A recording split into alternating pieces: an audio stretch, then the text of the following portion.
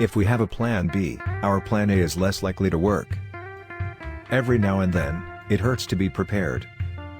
In a series of experiments from the University of Pennsylvania, researchers found that when volunteers thought about a backup plan before starting a task, they did worse than those who hadn't thought about a plan B.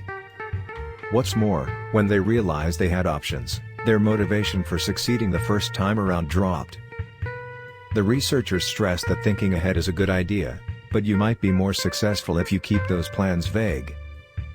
Fear can feel good, if we're not really in danger. Not everyone loves scary movies, but for the people who do, there are a few theories as to why, the main one coming down to hormones.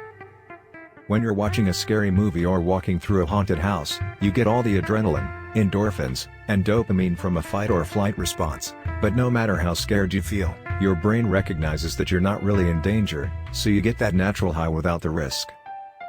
Our brains try to make boring speeches more interesting. University of Glasgow researchers found that in the same way that we hear voices in our heads when we read aloud, our brains also talk over boring speeches. If someone is speaking monotonously, we'll subconsciously make it more vivid in our heads. Being lonely is bad for our health. Researchers found that the fewer friends a person has, the higher levels of the blood-clotting protein fibrinogen. The effect was so strong that having 15 friends instead of 25 was just as bad as smoking. Our brains want us to be lazy. Evolutionarily speaking, conserving energy is a good thing. When food was scarce, our ancestors still had to be ready for anything.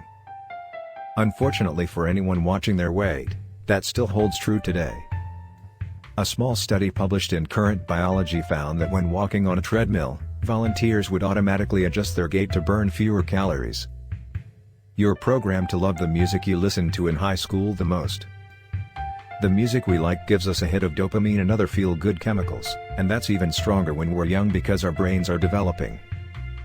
From around age 12 to 22, everything feels more important, so we tend to emphasize those years the most and hang on to those musical memories. Too much choice can become paralyzing. The whole paradox of choice theory has been criticized by researchers who say it hasn't been shown in studies, but there is some evidence that our brains prefer a few options to a ton. When singles at speed dating events met more people and those people had more diversity in factors like age and occupation, the participants chose fewer potential dates. Money can buy happiness, but only up to a certain point. Research shows that in terms of income, people have a satiation point where happiness peaks and earning more won't actually make you happier. Different studies have suggested various amounts. One 2010 study said $75,000, but a 2018 survey said $105,000, but the point is the same: constantly aiming for more won't necessarily do you any good.